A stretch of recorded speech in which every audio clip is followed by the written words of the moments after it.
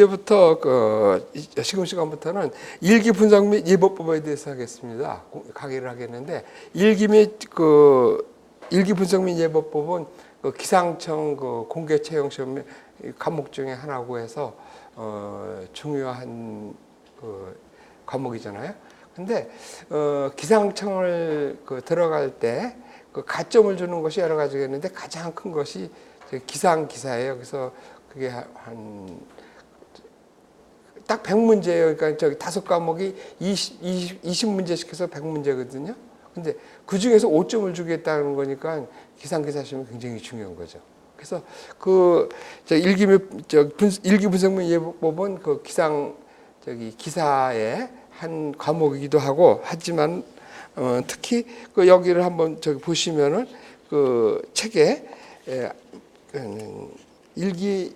기초기상학이나 기상학개론에서 한 얘기는 또 할 수 없으니까 안 한 얘기를 조금 하려고 그러는 거예요. 들어가기 전에.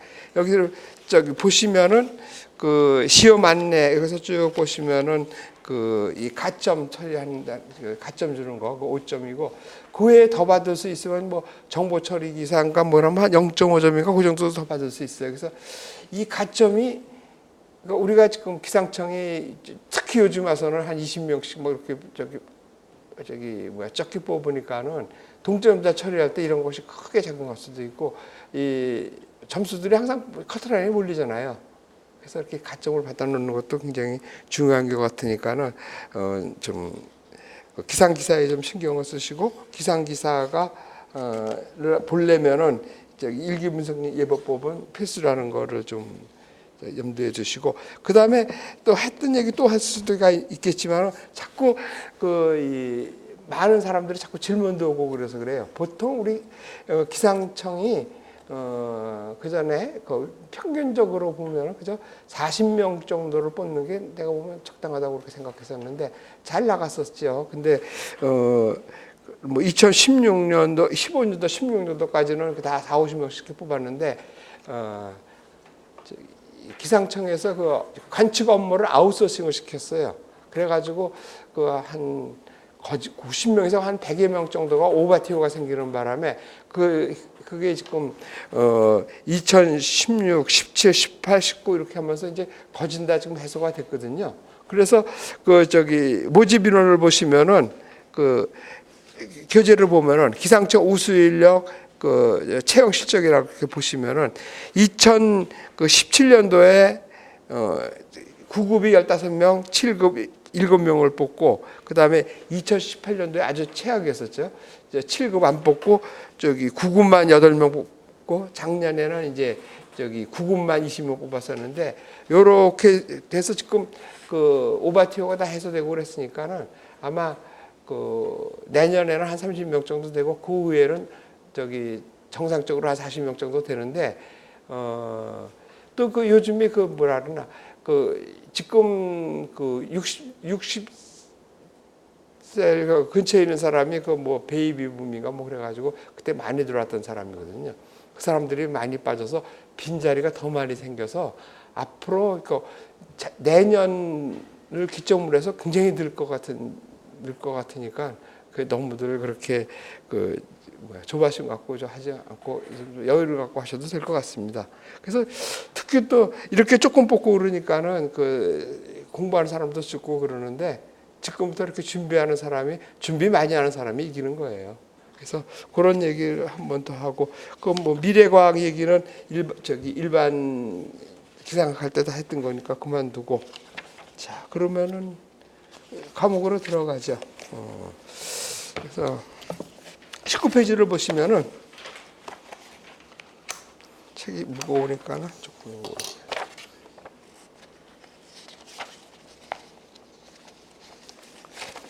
전문 해석으로 이렇게 들어가겠는데, 이 전문 해석이 조금 좀 잘못 알려지고 있어요. 특히 왜 그러냐면 이 전문이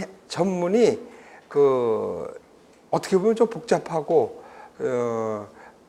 배울 때 좀 지리하고 그러는데, 특히 그 저기 뭐야 그 연대에서도 그런 얘기가 나왔다는데 앞으로 그 전문이 없어지니까는 전문 배울 필요가 없다 그러는데 그거 잘못된 생각이에요. 왜 그러냐면은 이 전문은 전문이 그 없어지려고 하고 지금 WM에서도 그 저기 전문을 다른 거로 대체하는 거. 지금 뭐라면 인터넷 베이스로다가 하면은 어때요? 지금 그 글자 한자 이렇게 저기 우리가 지금 인터넷에다 하면은 저기 뭐야 아래 한글 그 문서 같은 거는 그 저기 자료도 아니잖아요. 동영상 자료 같은 거 크잖아요. 이런 것들이 그냥 저기 쉴 새 없이 그냥 주고받고 하는데 이 저기 뭐야 문숫자 자료는 자료도 아니에요. 근데 문제는 그렇게 되려 그러면은 그 관측의 마지막 그 뿌리가 되는 그 각 관측소들에 거기에 PC가 들어가야 되고 거기에 인터넷이 물려야 되는데 그것이 쉽지가 않아요. 우리나라나 하고 뭐 이런 나라에서는 그게 가능하지. 멀리 볼 것도 없이 저 몽골이나 그 뭐 미얀마만 가도 아직도 인터넷이 안 돼요. 저기 통신 수단이 아직도 SSB라는 것을 쓰고 있고 뭐 그래서 쉽게 아마 그렇게 되지는 않을 거예요. 그래서 여러분 세대는 전문 해석을 해야 된다는 소리예요. 그래서 그 전문 해석이 뭐냐면은 이제 바로 곧 나올 텐데 지금이 저 뭐 일기예보의 그 저기 그 뭐라 그러나 변청 과정을 보고 그러면 일기도 시대라고 할 수 있거든요. 그러면 일기도 시대에서 저기 예보를 잘하는 방법은 일기도를 잘 그리는 거예요. 근데 그 일기도를 잘 그리려고 하면 관측이 잘 돼야 되고 아무리 관측이 잘 돼도 그 관측한 자료가 예보관한테 와줘야지 예보관이 그 자료를 보고 예보를 내는 거 아니에요. 근데 그 저기 그 관측한 자료를 그 저기 뭐야 예보관이 자기 동네 저기 관측치만 갖고 예보하는 게 아니잖아. 딴 나라 자료까지 다 해야 되잖아. 근데 그 저기 관측한 사람이 그 예보하는 사람이 편의를 봐서 그 나라 말로 번역해서 보내주는 것도 아니고 저기 안 된다고요. 그래서 그 공통의 규약을 가지고 해석해서 그래서 그 해석을 하면은 바로 저기 전문으로 보내진 그 전문을 해석했을 때 오차가 없이 번역이 돼가지고 그 관측한 자료가 올바로 예보관 앞에 갈 수 있게끔 그렇게 하기 위해서 전문이 필요하다는 뜻이에요. 그러니까 전문을 내가 관측을 10도로 관측했는데 전문 만들었다가 그 만든 전문을 다시 저기 관측 자료로 보고를 했더니 뭐 10도가 아니라 뭐 5도라든지 7도라든지 이러면 안 된다는 뜻이에요. 그렇죠? 그래서 이게 전문을 만드는 거예요. 그래서 이 전면은 그 일기예보의 그 변천을 따라서 이렇게 좀 달라오고 뭐 하고 했었지만은 또 이 전문도 여기는 아직 안 나왔네. 예, 전문이 바로 그냥 지금 쓰는 전문이 바로 생겨가지고 만들자마자 써왔던 것이 아니고 만들어졌다가 나쁘면 버리고 뭐 이래가지고 전문도 한 40가지가 넘을 거예요. 그 중에서도 우리가 지금 쓰는 전문은 조금 이따 배우겠죠. AIXX하고 BBXX하고 TTAA 그다음에 TTBB CC, DD가 있는데 지금 우리가 기상기사나 기상청에서 요구하는 거는 이렇게 3개 정도만 알고 요거는 뭔가만 알면은 되는 이 정도로 될 거예요. 그래서 전문이 이런 식이 있구나 이렇게 아시고 그래서 이 전문을 꼭 해야 된다는 것이고 또 그 다음에 이 공부가 우리가 이 기상이 뭐 대기를 이렇게 저기 대상으로 이렇게 공부를 하니까는 그러면 여기가 대기가 만약 있다 그러면 이 대기에 대해서 뭐 성질 같은 거 뭐 이런 것들을 봐가지고 그래서 얘가 뭐 대기의 구조가 어떤지 연력학적으로 어떤지 뭐 이런 거를 지금 해석해서 뭐 복사라든지 뭐 연력학 같은 거 연력학 그래서 이런 것들을 우리가 일반 기상학에서 다루고 또 저기 얘네들을 갖다가 뭐 아주 대기 연속치를 봐가지고 얘가 어떻게 움직이느냐 이런 걸 보는 것은 우리가 대기 운동으로 이렇게 보는 거예요. 운동화. 그래서 이것이 우리가 그 일반 기상학 영역에 들어가는 거고 일반 기상학. 그래서 이게 일반 기상학.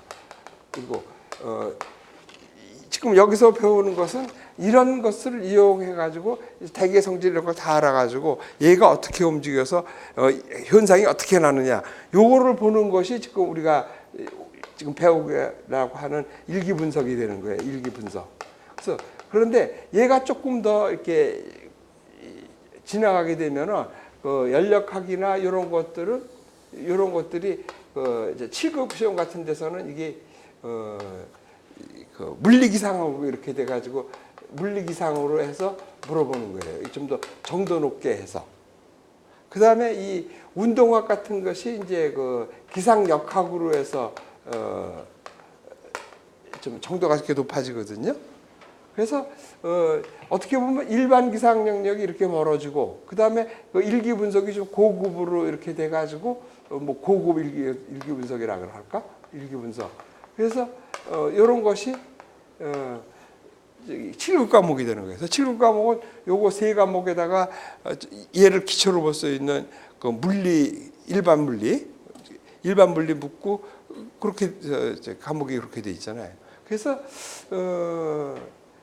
그 일기 분석이 고급 일기 분석이 이게 되려 그러면은 얘를 또 기초로 해야지 돼요. 왜 그러냐면은 지금 저기 일기 분석은 이제는 수치예보에 기반을 두고 있잖아. 그 수치예보가 기상역학을 기본으로 돼 가지고 된 거거든요. 그래서 문제를 보면 이제 이게 모호해져. 어떤 문제는 뭐 이게 관측에서 똑같은 문제가 관측에서 묻기도 하고 어떨 때는 일반 기상학에서 묻고 어떨 때는 일기 분석에서 묻고 그래가지고 그 모호한 것은 이런 관계가 있어서 그래요. 그래서 이 저기 지금 하는 것은 그래서 그 뭐 복사라든지 연력학 운동에 가는 것은 일반 기상학에서 어떻게 보면 일반 기상학에서 좀 양이 많을 줄은 모르겠는데 그렇게 된 것을 응용해서 그 저기 일기 현상이라면 얘가 이런 거에 뭐가 적용을 받아서 이렇게 됐다. 그래가지고 궁극적으로는 이런 현상이 앞으로 어떻게 될 거냐 이거를 보는 것이 일기 분석이고 그래서 일기 분석이 되면은 그거 가지고 일기 예보를 하겠다는 뜻이에요. 거기에 이제 기상역학이나 얘가 저기 받쳐줘야 된다는 뜻이죠. 그래서 먼저 일반 기상학 할 때는 우리가 기상학이 범위가 넓어져 가지고 이게 이제 대기과학으로 이렇게 발전했다고 한 얘기를 저기 일반 기상학 시간에 했을 거예요. 이제 그거에 비하면은 이 일기 분석은 이런 백그라운드가 있다. 그래서 운동학이 여기에 똑같은 문제가 여기서 또 나올 수 있다는 소리야. 같은 문제가. 운동학에서 나왔던 것이 여기서 저기 일기 분석에서 나오는 거예요. 그래서 그런 배경이 있다는 걸 보시고 하고요. 그다음에는 이거를 하기 전에 그럼 뭐를 해야 되냐면 이 전문 해석을 하기 전에 일기예보의 그 편청 과정을 한번 보겠어요. 어떻든 간에 그 일기예보의 편청 과정을 보면은 일기예보 용서 중에서도 우리도 지금도 마찬가지지만은 예보를 뭐 기온 예보도 하고 바람 예보도 하고 뭐 하지만은 역시 중요한 거는 비의 강수 예보라고요. 특히 우리나라 같이 그렇게 초창기 때 그 농업에 기반을 두고 한 곳에 머무르면서 유목하는 사람들은 비 오면 도망가면 되고 뭐 이러겠지만은 그 농사 짓는 사람은 땅에서 벗어날 수가 없는 거예요. 그 땅이 가물면은 농사 망하는 거고 너무 또 많아도 안 되고 그래서 그거를 이기기 위해서 뭐 저수지도 만들고 보도 쌓고 뭐 이러면서 그 자연을 극복하면서 살아왔잖아요. 그래서 그렇게 뭐 농사를 잘 짓고 그러려면 일기가 어떻게 변하는지 기후적으로 어떻게 되는지 이거를 아는 것이 중요하다는 뜻이에요. 그리고 지금이야 이 국부 그러니까 자산을 만드는 것이 뭐 전자제품도 만들고 뭐 무역도 하고 금융만 해도 먹고 살기도 하고 뭐 그랬지만은 그 당시 옛날에는 농사밖에 없는 거죠. 농사를 짓거나 유목을 해서 가축을 키워가지고 생산량을 늘려서 먹는 방법이 최고였었거든요. 그러니까 그 당시에는 예보하는 것이 국익에 굉장히 컸다는 거예요. 그래서 그 당시에 그 예보한다는 것이 저기 과거가 어느 정도냐면은 최소한 이 청동기 시대 이때까지는 가야 된다는 뜻이야. 그러니까는 그 집단으로 모여서 살면서 국가적인 체제를 갖추고 농사를 짓고 이럴 때부터 벌써 저기 기상이 중요한 역할을 했다는 뜻이에요. 그거는 뭐로 보면 알 수 있냐면은 고조선 시대에 보면은 저기 당군을 도와줬던 그 세 사람의 그 직함을 보시면은 운사, 우사, 풍백 이렇게 전부 기상에 관해요. 그 지금 가만히 생각해 보세요. 저기 농사를 짓고 뭐 그런 게 아무나 짓는 것이 아니고 아마 운사나 운사나 우사가 이게 되려면 그 가문은 그런 걸 연구했던 가문이었을 거라는 얘기야. 쭉 해서 날씨를 지가 보고 뭐 그래서 언제쯤 뭐 계절풍이 불고 언제쯤 비가 오고 언제쯤 되면은 날씨가 되고 뭐 이래가지고 그 사람이 시시모라 그러면 시시물 때 심고 그 사람이 벼베라 그럴 때 베고 그러면은 잘 되거든요. 그러니까 그 사람 말을 듣고 그 사람한테 권력이 모이는 거라고. 그래서 지금 뭐 운사, 우사, 풍백 이런 것들은 조선 시대로 말하면은 영의정, 우의정, 자의정에 같이 이렇게 높은 거예요. 또 그것뿐이 아니죠. 농사만 짓는 것이 아니고 그렇게 했는데도 만약에 실패해서 농사가 뭐 비가 많이 왔든지 너무 적게 와가지고 농사 망쳤다 그러면 굶어 죽을 수 없잖아. 옆부락기나 또 옆 나라 가서 쳐들어가서 뺏어와야 될 거 아니야. 그러려면은 전쟁을 하려고 그러면 또 날씨가 또 필요한 게. 그 역사는 쭉 해가지고 뭐 신라 시대 때 김유신 장군이 바람을 이용해서 뭐 연을 이용해서 뭐 작전에 성공했다느니 또 그 다음에는 아주 유명한 것은 삼국지에 적벽대전에서 또 겨울철 되면은 북풍밖에 없거든요. 그래가지고 폭풍이 부는데, 그러니까는 그때 적벽대전 할 때 거기서 강에서 위나라 군사들은 북벌에서 말 타는 사람들이라서 배에서 멀미가 나고 그러니까는 못 하겠으니까 배를 묶으라 그랬잖아요. 그래서 배를 묶고 불나면 안 된다 그러니까 지금이 북풍이 부는데 무슨 소리냐고 해서 괜찮다고 했는데 조조는 어떻게 해서 조조가 그 지방 사람이에요. 원래 강남 쪽 그쪽에 양자강 쪽에 있는 사람. 거기서 지가 어느 때 되면 풍계가 바뀌는 걸 아는 거지. 그래가지고 배를 묶으라고 시켜놓고서는 퍼뜨려 놓고서는 지가 재단을 쏟고서는 그 날짜를 기다리는 거죠. 사실은 지가 빈 게 아니라. 그래가지고 동남풍으로 거기서 남동풍이지만 거기 동남풍이라 했으니까 그거 불 때 불을 질러서 적벽대전에 이겨가지고 전세가 확 달라지는 이런 거 아니에요? 그 다음에는 또 있잖아요. 최근 같은 거는 노르웨이 노르만디 작전 같은 거 거기에 기상장교들이 엄청 투입돼 가지고 날짜 잡고 있다는 얘기 영화에서도 많이 나오고 막 그러잖아요. 다 이렇게 기상하고 농사서부터 해서 전쟁까지 해서 이렇게 중요한 거예요. 그래서 그 당시에 이 일기예보 방법은 오랫동안 하늘을 보고 관찰하고 그래서 이런 노하우가 쌓이고 쌓여진 그 지식은 굉장히 귀한 정보니까 아무한테나 안 주고 아마 이렇게 뭐 자기 자손을 뭐 주거든지 자기네 뭐 그룹에 주면서 이렇게 연결됐을 거예요. 그래서 그때 예보 방법을 뭐라 그러냐면 하늘을 보고 예보를 냈다 그래서 관천만기라 그러는 거예요. 여기서 관천만기 하늘을 보고 예보를 냈다고 해서. 그래서 그때 예보의 예보 측들이 지금도 이렇게 근거를 한번 볼 수가 있는 것이 일기속담이에요. 그러니까는 뭐 제비가 낮게 나르면 뭐 비가 올 거라는 등 뭐 아침에 노을이지 뭐 어떻다느니 뭐 이런 것들 지금 엄청 많이 나오고 있잖아요. 아마 인터넷이라서 잠깐만 뒤져도 300개까지가 나올 거예요. 그 중에서도 다 과학적인 근거를 가진 것들만 그렇다는 뜻이에요. 그래서 그렇게 하늘을 보고서 예보를 냈다는 이 관천만기 시대에는 예보관은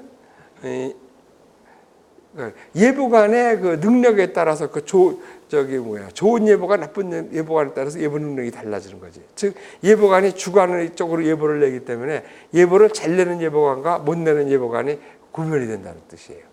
그래서 우리가 지금 그 예보를 하고 그 예보관을 키우고 하는 것의 그 궁극적인 목표는 이 주관적인 요소를 좀 배제해 가지고 어떤 예보관이 내도 그 자료에 근거를 해 가지고 비슷한 자료가 나오는, 그러니까 그걸 갖다가 객관 예보라고 하거든요. 그런 거를 추구하는 거야. 그러니까 자꾸 예보가 발전하면서 그 예보관의 주관적인 것이 빠지면서 좀 객관적으로 돼가는 거. 그래서 그 마지막 골이 지금 이제 수치 예보를 보고 있는 거예요. 그래서 그런 때 시대가 지금 관천만기라 그래가지고 혹시 몰라 이런 것들을 물을 수가 있거든요. 그래서 예보의 시기, 그러니까 관천만기 시대는 하늘을 보고 예보를 내는 것이 주로고, 또 그 예보 측들은 지금 일기속담으로 나와 있고, 또 그런 것 그 예보관의 주관이 가장 많이 그 개입된 예보를 관천만기라고 할 수 있고, 그 다음에 예보 시기를 여기서 나와 있죠. 1643 날짜 연도까지는 낼 필요가 없고, 이제 이때쯤 되면서 산업화가 이루어지고 이 기계들이 생기고 이러면서 그 공업화가 되고 이러는 시대였었거든요. 이때 이제 이 토리첼리라는 사람이, 토리첼리가 그 수온기압계의 원리를 발견한 거예요. 그래서 어떻게 되냐? 그래서 여기서 일기압의 정의가 정해지는 거예요. 그래서 어떻게 한 거냐면 수온을 크게 이렇게 당겨 있다고 치면은 한 1m쯤 되는 이렇게 관에다가 수온을 가득 채운 거야. 그래가지고서는 여기를 딱 맞고 거꾸로 딱 이렇게 꽂아놓으면은 수온이 무거워서 이렇게 내려올 거라는 얘기예요. 그렇죠? 그러면은 여기를 지금 대기압이 누르고 있어요. 그래서 얘가 내려오다가 어느 순간에 가서 멈추게 되죠. 그래서 그 평균 높이가 76cm예요. 그래서 이렇게 해놓고서는 이제 그 수은주를 이렇게 쭉 관찰해봤더니 수은주가 이렇게 조금 76cm부터 높게 올라가면은 날씨가 맑고, 수은주가 76cm부터 낮으면은 기압이 낮으면서 흐리고 비가 오는 걸 아는 거죠. 그래서 먼저는 그냥 막연히 하늘만 보고 예보를 내다가 이렇게 근거를 갖고 예보를 내는 거죠. 그러니까 그전에는 너 예보 어떻게 냈어? 뭐, 내가 하늘 보니까 이렇게 냈어. 그렇지만은 이제는 얘기를 하지. 저 기압계 봐라. 이렇게 얘가 지금 낮으니까 나 오늘 비 온다고. 이렇게 해서 근거를 가지면서 예보를 내기 시작한 것이 이게 측기 시대예요. 거기에 처음 선두주자라고 할까? 그 사람, 그것이 토리첼리가 이 기압계의 원리를 발견하고서부터요. 그래서 얘가 지금 76cm 근처에서 왔다 갔다 하거든. 그래서 76cm를 얘가 하면 됐다. 얘를 1기압으로 하자, 그렇게 한 거예요. 그래서 그 1기압이 그 1013이 나온 것은 여기다가 수은이 13.6배고 중력가 속도가 9.8이고 해서 그거 갖고 계산하면 1013이 나오는 거예요.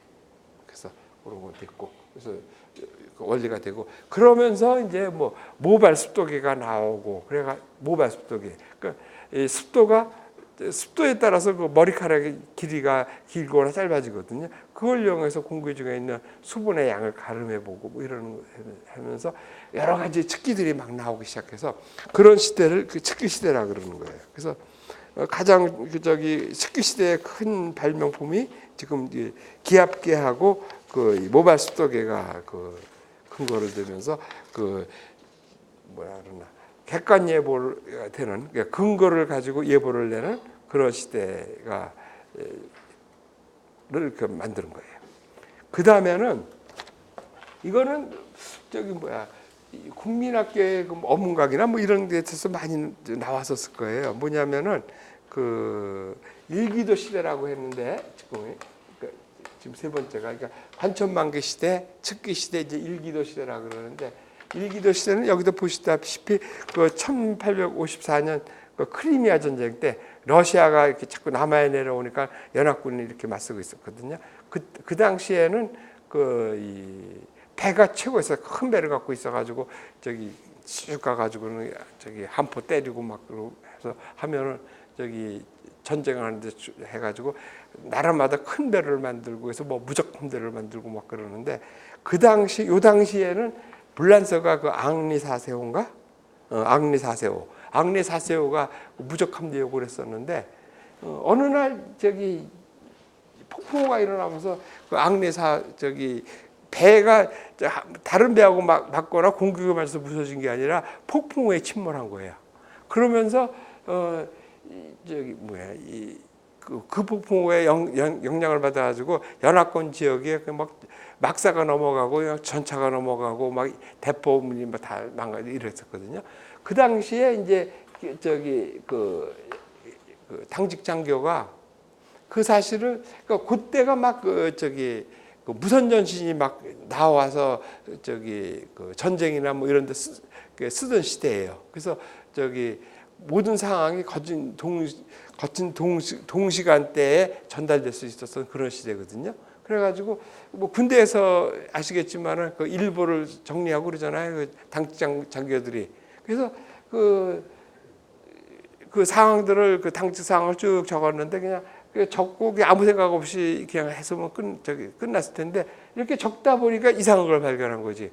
그 당시만 해도 폭풍우가 있으면 거기서 폭풍우가 났다 없어지고 이러는 줄 알았던 거예요. 그러면 뭐 옆에서 또 나거나 뭐 좀 뚝 떨어져서 또 나거나 뭐 이런 줄 알았었는데 이렇게 해서 쭉 보니까는 앙리 사세서부터 자기네 있는 데까지가 쭉 시간상으로 이렇게 연결된 걸 본 거야.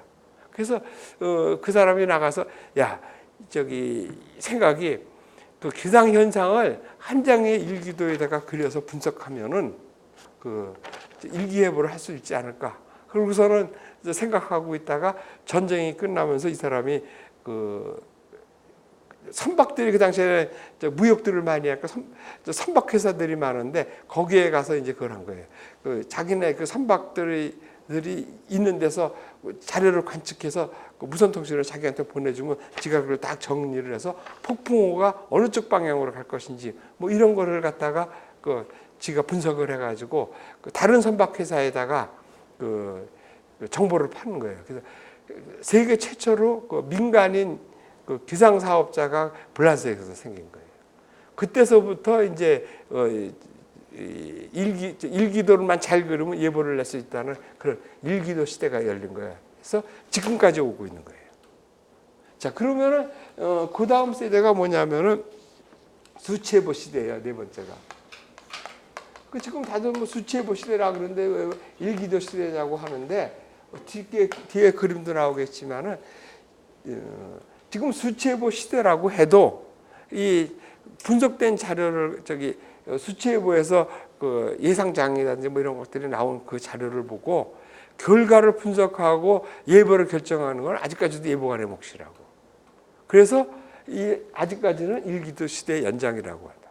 그러면은 그 수치예보의 궁극적인 시대가 뭐냐면은 그때는 진짜 완전 객관 예보가 돼가지고 뭐 어떤 예보관이라도 다 비슷한 예보가 나오면서 수치예보만 자료만 이렇게 모아서 보면은 그러니까 즉 모든 그 관측 자료를 컴퓨터에다 쏟아놓으면은 거기서 쉽게 말하면 예보문이 쏟아져 나오는 그런 시대가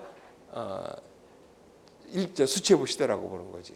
그래서 지금은 일기도 시대에서 수치예보로 넘어가는 그 전 시대라고 그렇게 볼 수 있고, 그래서 이거를 지금 미국에서 미국의 FSL이라 그래가지고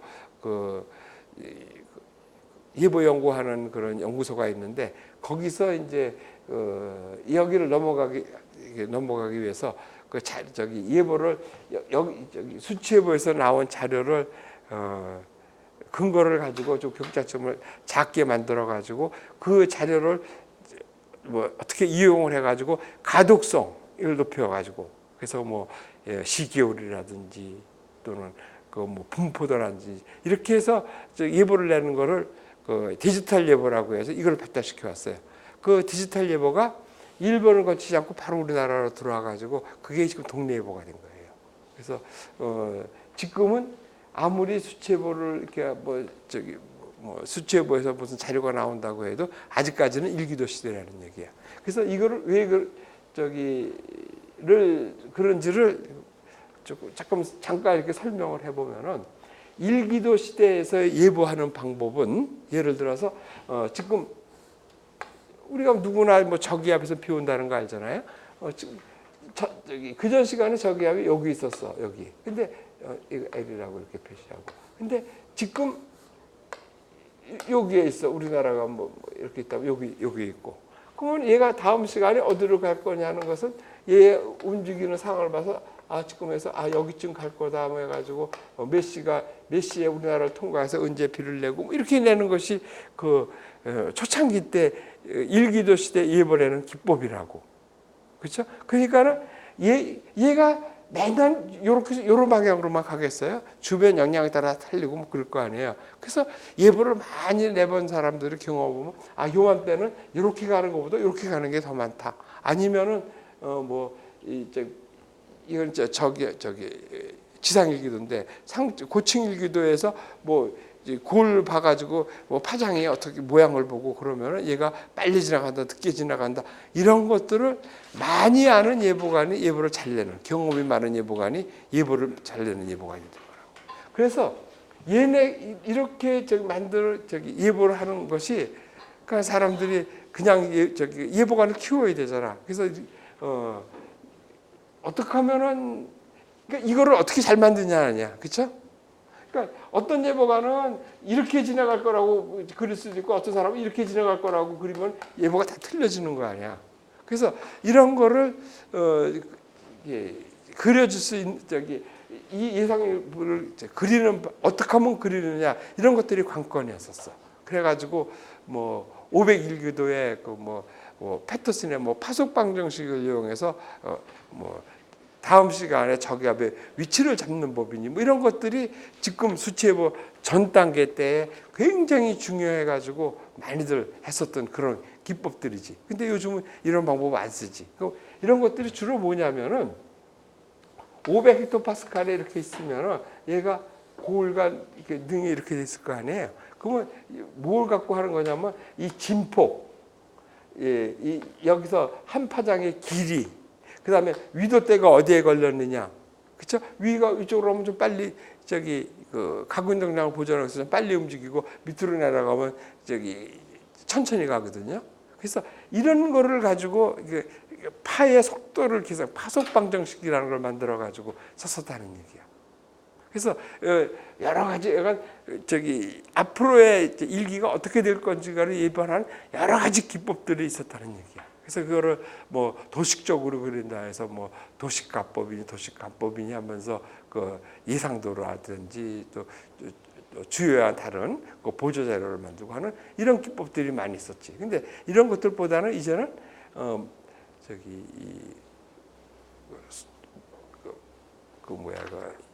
역학 방정식을 이용해 가지고 어디를 갈 것인지를 이렇게 계산을 해 가지고 지금 수치적으로 이렇게 그려주는 거죠. 그래서 얘가 이렇게 이렇게 있으니까 여기가 갈 것이다 하고 선을 그릴 방법이나 또 이렇게 이런 파속 방정식을 이용해서 어디 가기나 그리거나 얘가 수치에서 이렇게 그리는 거나 다 똑같고 이거를 해석하는 거는 전부 예보관의 몫이니까 아직까지는 일기도 시대라고 한다는 얘기예요. 그렇죠?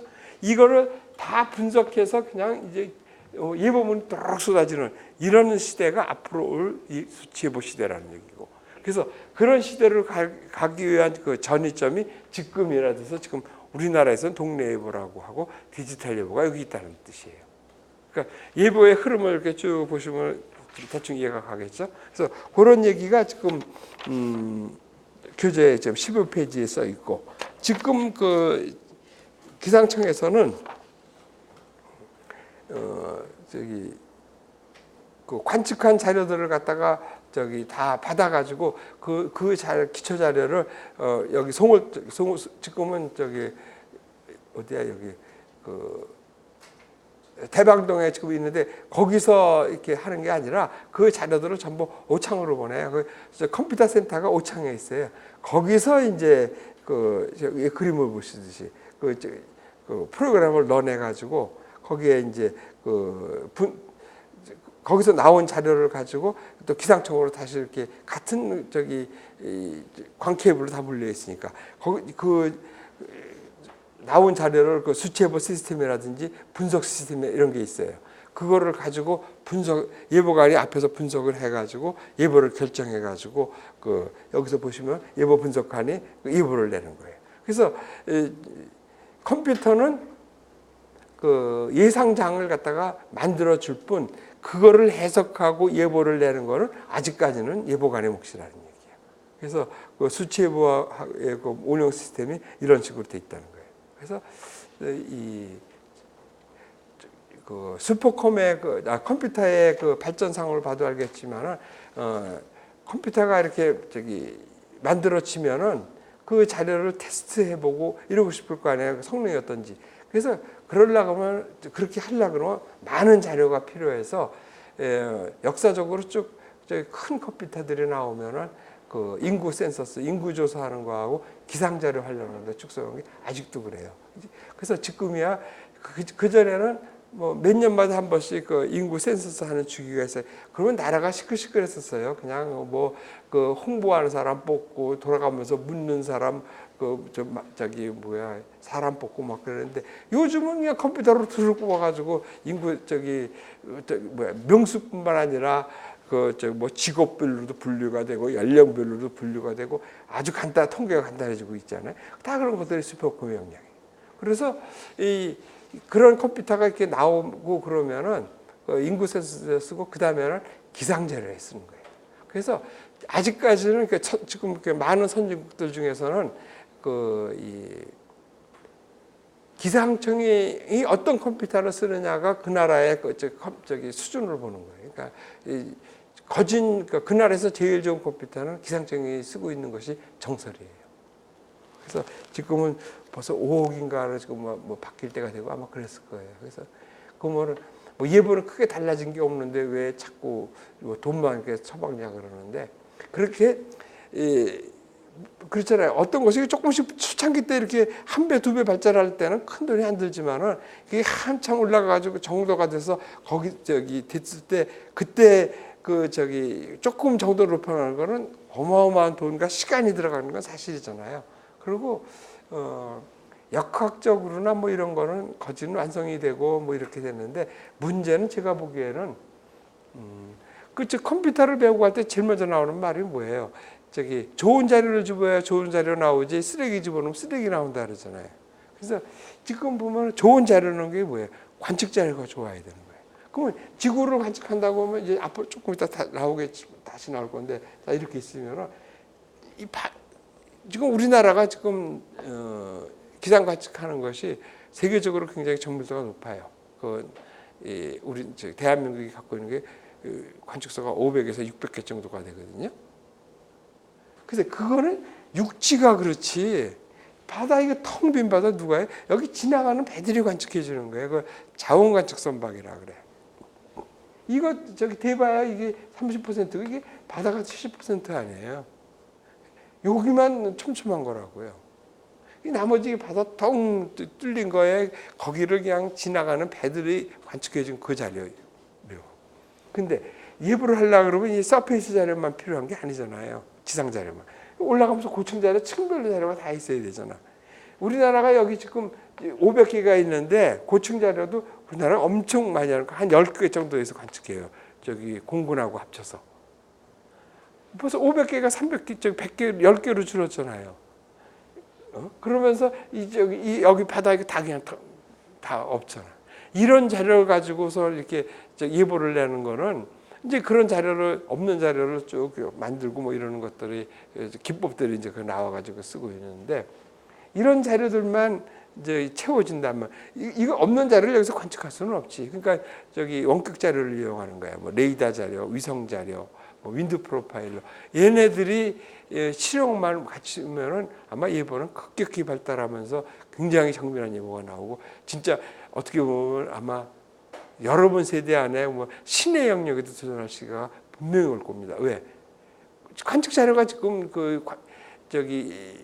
없는 자료 갖고 낸 거예요. 왜 그러냐면은 지금 여기 서페이스 자료는 뭐 하루 원래 4회 이상 관측하라 그랬는데 우리 지금 8회 관측하고 이 주변 이런 자료들은 일본 자료도 다 가능해요.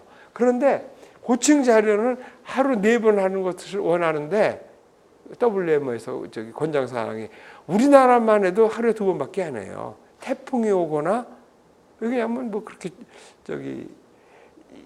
다른 데가 자료가 있으면서 내가 자료가 있어야 그 자료가 필요하지, 다른 데가 텅텅 비었는데 나만 열심히 관측했는데 요 한 군데 자료가 있는 건 별로 유용하지가 않거든요. 그래서 우리나라 같은 경우에는 태풍이 오거나 뭐 장마기 때만 하루 4회 관측하고 이 고층 관측은 하루에 2번밖에 안 해요. 그런데 이 서쪽으로 이렇게 넘어가 보면은 뭐 중국은 뭐 그런 대로 요즘 저기 경제 발달하면서 꽤 많이 해주는데, 이쪽으로 가면 미얀마 뭐 이런 쭉 가면 하루에 한 번 하기도 힘들어요. 그래서 걔네들은 우기 건기가 나누니까는 우기 때만 하루에 한 번 정도 하기도 해요. 그래서 저기 그 동남아시아 같은 데서는 타일랜드가 그 동네에서 그 마청 노릇을 해가지고 얘네들이 그 풍선들을 지원해주고 하면서 이렇게 관측을 하고 그러더라고요.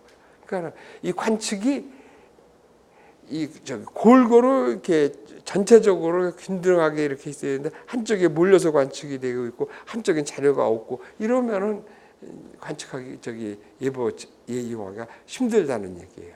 그래서 어떻게 보면 지금 이 정도 자료를 가지고 여간 무리 없이 이 컴퓨터가 돌아가고 자료를 쏟아져 내고 또 근거 있는 자료를 내는 것은, 이거는 이 역학의 승리고 과학의 힘이라고 보는 거예요, 지금. 그래서 이런 자료를 가지고서 이렇게 예보를, 그러니까 미래를 예측하는 여러 시스템들 있잖아요. 뭐 증권이라든지 뭐 경제 전망하고 있는 거, 그거 맞는 거 보셨어요? 그나마 그래도 저기 미래를 예측하는 학문 중에서 기상만큼만 치는 게 없다 그러잖아요. 물론 왜냐하면 다른 저기거는 사람의 심리가 들어가는데 이거는 자연의 심리니까 좀 나을 수도 있다는 소리예요. 그래서 약간 그렇게 되는 거예요. 그래서 이거를 보시면은 그 일기예보의 변천사가 이렇게 되어 있고, 그래서 예보를 내려 그러면은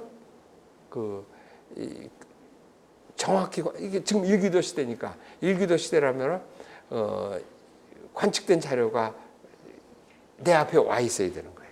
그래서 우리가 지금 뭐 종관일기도 뭐 종관예보 하면서 종관이라는 말을 많이 얘기를 하게 되는데, 이거를 어떻게 뭐 정확하게 그 말로다가 이렇게 정의를 하라 그러면 기상 용어 사전을 보고 막 그래도 명확하게 이렇게 하기는 답하기가 좀 어려운 것 같아. 그래서 대충 그 뜻은 뭐냐면은, 이 종관이라 그러면 크기가 1000km 정도, 1000km. 뭐 그러니까 3000km, 4000km 뭐 이렇게 가지고 1000km 오도.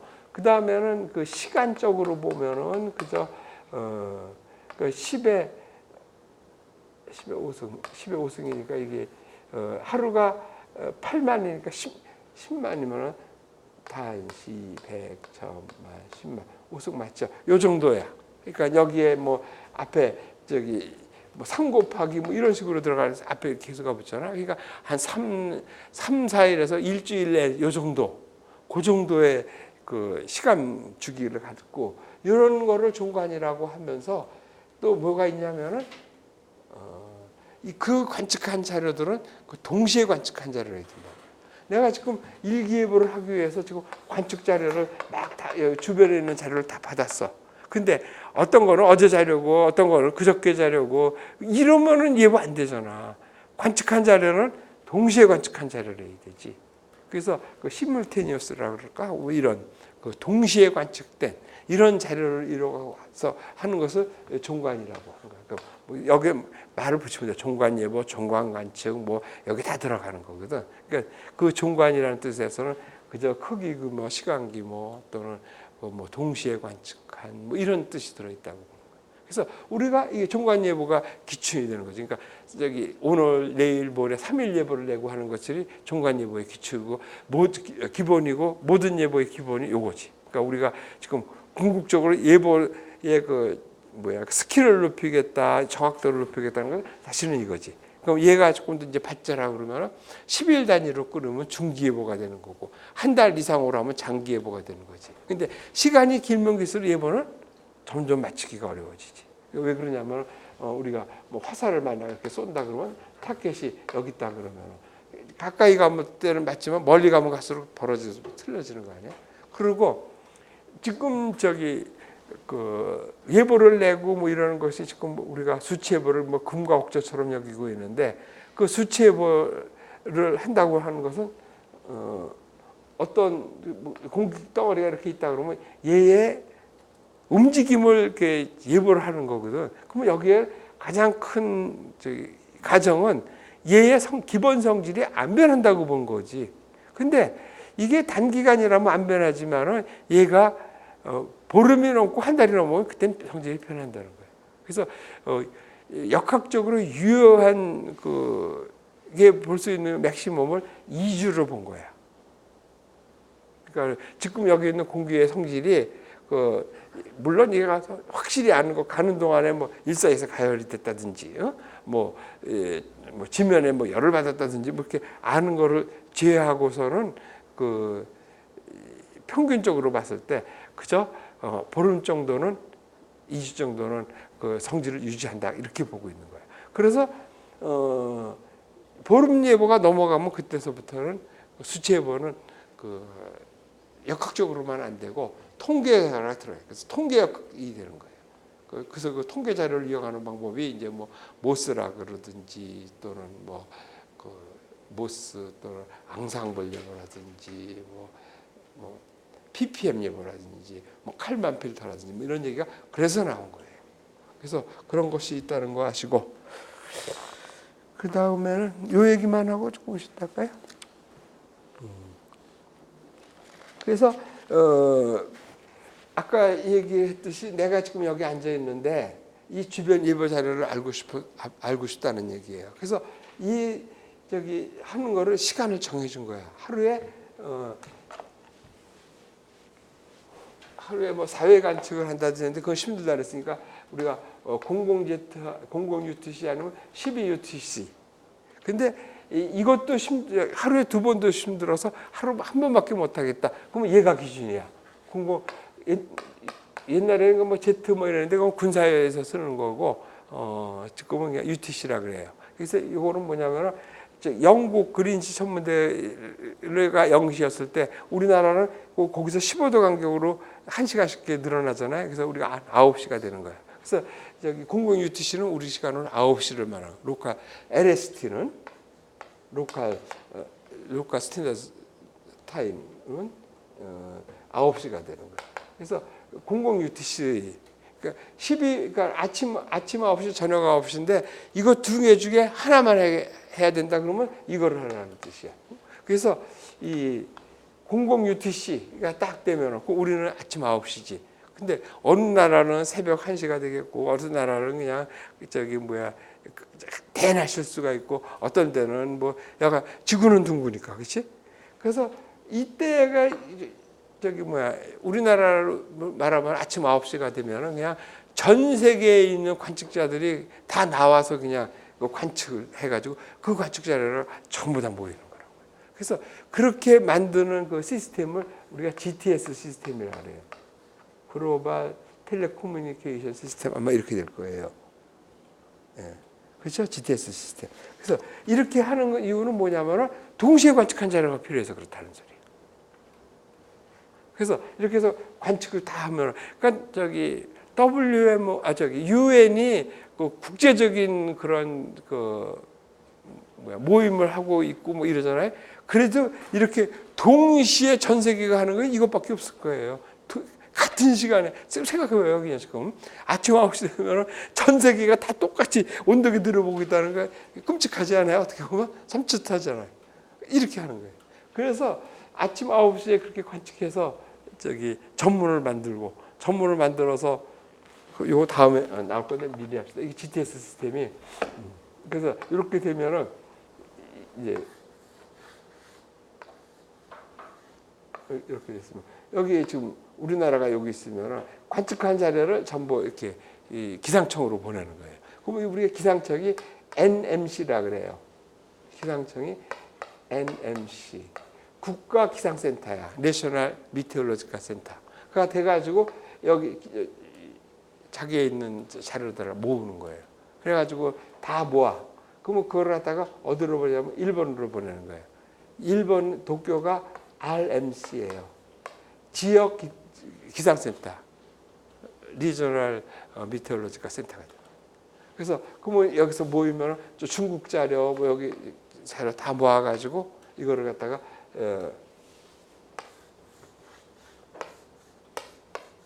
워싱턴으로 보내는 거예요. 워싱턴으로. 그럼 워싱턴은 또 여기 뭐 호주 거 뭐 이렇게 해가지고 또 각 나라 각 지역의 RMC 거를 모아가지고 여기서 다 모으는 거예요. 그래서 이거를 여기를 WRC라 그래가지고 월드 미테올로지컬 센터, 세계 기상 센터가 돼가지고 여기서 전 세계 걸 다 모으는 거예요. 그래가지고 여기서 들어온 자료들을 전 세계 걸 다 모아가지고는 이렇게 좀 구별을 좀 해, 섹터별로 구별을 하고 그 다음에는 이 자료들을 크로스 체크를 하고 그래가지고 잘못된 거는 물론 여기서도 바로 빠꾸를 시켜서 다시 만들기도 하고 또 여기서도 그렇고 해서 약간 완벽한 자료를 만드는 거예요. 그래가지고 역으로 다시 보내서 그 나라까지 오면 보낼 때는 지 자료만 보냈지만 올 때는 전 세계 자료가 다 들어오는 거지. 그러면 이 자료를 가지고 일기도를 그리고 그래서 일기도 아마 12시나 이 정도 되면 다시 들어오기 시작해요. 그래서 이걸 그려서 1시, 2시 뭐 이때부터 자료를 받고 기입하고 그 다음에 옛날 수작업을 할 때 그러고서는 한 3시 이 정도까지는 일기도를 다 그려줘. 그러니까는 8, 9급들이 기입을 하고 6, 7급들이 미화를 해서 또 5급이 뭐 단어선도 분석하고 그래가지고 그걸 4급 예보관을 주면은 4급 예보관이 그거를 보고서 예보를 결정하는 거지. 그러고서는 그럼 5시 벌써 결정 다 난 거지. 그러고서는 이제 자기네들끼리 뭐 사무관들하고 상의를 해서 확실하게 예보를 정하면 그때는 뭐 기상청이나 이런 데서 예보 브리핑이 꽂히거든요. 그때 되면은 이제 5시 이렇게 되면은 그 국장 또 청장 이런 사람을 모아놓고서는 예보관이 지가 오늘 이런 자료에 근거해서 예보를 이렇게 냈습니다 하고 딱 얘기를 하지. 그러면 그 듣고서는 거기서 이제 자기가 들었던 옛날에 경험이 많은 사람들이 있으니까 그 사람들이 조언도 해주고 그래도 결정은 국장이 뭐 이래라 청장이 이래라 저래라 해도 결정은 총괄예보관이 내가 하는 거야. 내가 결정을 딱 하고 그 책임은 내가 지는 거야. 그러니까는 뭐 예보했는데 왜 틀렸어 막 그러니까 뭐 청장님이 바꾸랬는데요. 그거 소용없다는 소리야. 책임은 내가 짓는 거고 그러니까는 못 바꾸겠습니다. 못 바꾸는 거야. 아무리 청장이 바꾸라 그래도 아니다고 나는 이렇게 하겠습니다. 뭐 그러더라고. 책임은 총괄예보관이 지는 거야. 그래서 예보가 나가는 거야. 그래서 이렇게 해서 예보가 되는 거야. 그래서 그 뒤에 또 자세한 건 다음 시간에 좀 쉬다가.